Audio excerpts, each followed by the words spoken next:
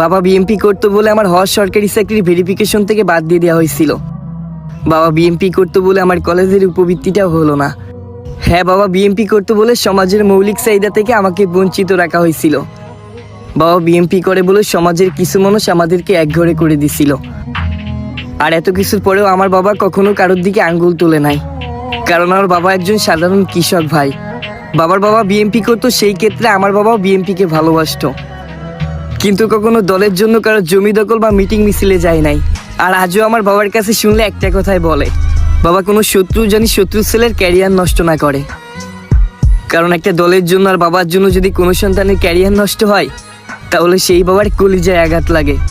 তাই আমার বাবার হয়ে, আমার দলের হয়ে আমি নিজে বলতেছি, এই ভোটে যারা নির্বাচিত হবেন অন্তত নিজের দল দেখবেন না, দেশের মানুষ আর সাধারণ জনগণের কথা চিন্তা করবেন। কারণ আমরা বাঙালি, আমরা বাংলাদেশি, আমরা কোনো দলীয় না। আর নেতা কখনো একজনের জন্য না, নেতা সবার জন্য।